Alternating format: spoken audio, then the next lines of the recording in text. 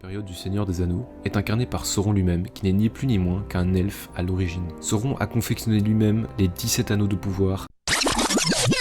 Rectification, Sauron n'était pas un elfe autrefois, mais un Maia, au service de Morgoth, anciennement appelé Melkor. Ce dernier était l'antagoniste principal à l'époque du Silmarillion, et Sauron cherche à poursuivre l'œuvre de son maître après la chute de ce dernier. Je tiens à préciser que je prends bien en compte le lore de l'histoire, mais je m'exerce ici à une analyse transversale entre la philosophie d'une personne, Étienne de la Boétie en l'occurrence, et l'univers de Tolkien. Je cherche à regarder au-delà de ce que l'écrivain a expliqué dans ses œuvres, afin de trouver l'origine de son univers. Il est donc inutile de m'expliquer que mon analyse serait fausse, tout en me montrant le lore du Seigneur des Anneaux, mais je reste bien entendu ouvert à toute remarque constructive.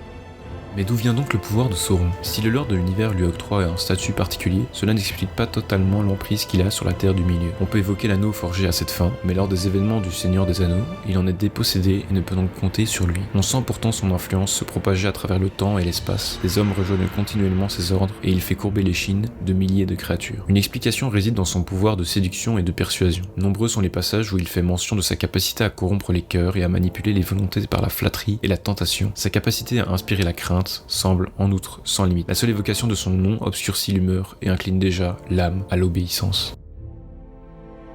Néanmoins, sa puissance à asservir n'est pas la seule raison du pouvoir de Sauron. Le pouvoir ne réside pas que dans celui qui l'exerce, mais aussi dans celui qui s'y soumet. C'est une relation. Prêter à Sauron une notoriété et une puissance que l'on imagine être sans limite fait déjà partie de la soumission à son pouvoir. Dans cette logique, il est possible que sans son armée et ses esclaves, Sauron ne serait qu'un œil voyeur, prêchant dans le désert du Mordor. Ce qui est particulier, c'est que l'être qui inspire la plus grande peur au sein de la Terre du Milieu est diminué et infirme. Il est de coutume de se dire qu'un empereur doit imposer sa prestance par le physique, mais il n'en est rien, et c'est précisément cela qu'Étienne de la Boétie remarque dans son discours sur la servitude volontaire. Ainsi, tant de nations qui furent longtemps sous l'empire de ces rois mystérieux s'habituèrent à les servir, et les servir d'autant plus volontiers qu'ils ignoraient qui était leur maître, ou même s'ils en avaient un, de telle sorte qu'ils vivaient dans la crainte d'un être que personne n'avait jamais vu. L'empire de Sauron est conduit par la volonté d'un être mystérieux, qui perçoit tout mais qui n'est pas lui-même perçu.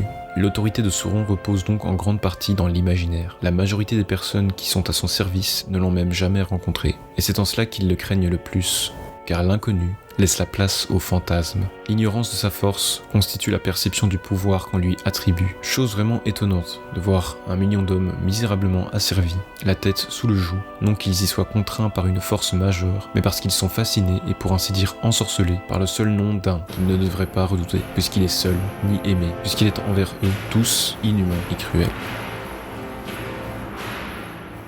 Une forme de contrainte est bien exercée dans le Mordor, mais il ne s'agit pas d'une violence physique. La crainte qui y surgit est la conséquence d'une fascination. Le pouvoir de Sauron est moindre que ce que lui prête la peur, dit Gandalf. La puissance de Sauron relève d'une emprise morale. Le combattre, c'est avant tout être capable de résister à la peur. Il n'a donc que peu de serviteurs, mais beaucoup d'esclaves de son emprise. Cette crainte est-elle objectivement justifiée ? Ou se réduit-elle à une atmosphère de terreur soigneusement entretenue ? C'est quand on obéit au tyran que sa force devient réelle. Elle est, selon la Boétie, comparable à un feu qui s'étend. Comme le feu d'une petite étincelle grandit et se renforce toujours, et plus il trouve de bois à brûler, plus il en dévore, mais se consume et finit par s'éteindre de lui-même quand on cesse de l'alimenter. De même, plus les tyrans pillent, plus ils exigent, plus ils ruinent et détruisent, plus on leur fournit, plus on les sert. Ils se fortifient d'autant, deviennent de plus en plus frais et dispos pour tout anéantir et tout détruire. Il reste à expliquer comment un seul individu peut maintenir matériellement son emprise sur la multitude asservie. Selon la Boétie, il suffit de quelques fidèles pour exercer le pouvoir. Ce ne sont pas les bandes de gens à cheval, les compagnies de fantassins, ce ne sont pas les armes qui défendent un tyran, mais toujours, on aura peine à le croire d'abord, quoique ce soit l'exacte vérité, 4 ou 5 hommes qui le soutiennent et qui lui soumettent tout le pays. Il en a toujours été ainsi. 5 ou 6 ont eu l'oreille du tyran et s'en sont approchés d'eux-mêmes, ou bien ils ont été appelés par lui pour être les complices de ses cruautés. On comprend alors mieux le rôle décisif des Nazgûl, les 9 serviteurs de l'anneau. Ils ont pour fonction d'incarner la réalité du pouvoir de Sauron. Ils patrouillent sur les territoires dans une forme terrifiante. Ils sont espions et relais de l'information pour leur maître, tout en propageant la terreur sur laquelle repose la force de Sauron. Ils sont les chefs de troupe, le bras armé du tyran envoyé au front pendant que ce dernier reste dans sa tour. Ils donnent corps au pouvoir. Sans eux, la volonté du tyran serait sans véhicule. Mais il y a d'autres serviteurs que les 9, puisque le pouvoir intéresse les ambitieux. Dès qu'un roi s'est déclaré tyran, tout le mauvais, toute la lie du royaume, je ne dis pas un tas de petits friponneaux et de faquins qui ne peuvent faire ni mal ni bien dans un pays, mais ceux qui sont possédés d'une ambition ardente et d'une avidité notable se groupent autour de lui et le soutiennent pour avoir part au butin et pour être, sous le grand tyran, autant de petits tyrannos. La Boétie évoque ainsi la possibilité selon laquelle la servitude puisse se faire dans le cadre d'un intérêt partagé. On est prêt à abandonner sa liberté pour un bien que l'on considère comme supérieur. L'alliance entre Saruman et Sauron l'illustre bien. Le magicien ne se soumet que parce qu'il désire bénéficier des avantages obtenus par la fréquentation du tyran. Le grand défaut de ce système, c'est que le tyran a un risque constant en attirant la convoitise et la haine. Il est alors isolé, incapable d'entretenir des relations amicales.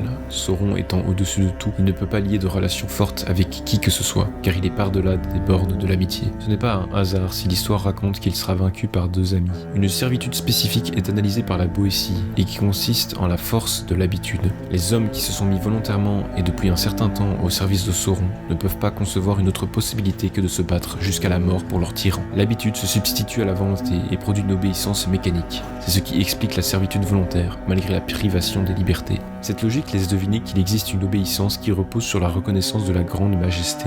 C'est ainsi qu'il faut distinguer servitude et obéissance, puisque la première semble être de l'ordre d'une faiblesse de la volonté, alors que la seconde est fondée en raison. Aragorn est reconnu comme un roi légitime. Cette forme d'obéissance repose sur la confiance et le jugement, et non sur la peur. Pourtant, la Boétie ne manque pas de noter la possibilité du passage de l'un à l'autre. Il s'en faut de peu pour passer d'une monarchie éclairée à une tyrannie. Pour finir, Legolas s'interroge. Je regardais Aragorn et je me présentais quel grand et terrible seigneur il eût pu devenir par la force de sa volonté s'il avait pris l'anneau pour lui-même. Ce n'est pas pour rien que le Mordor le redoute.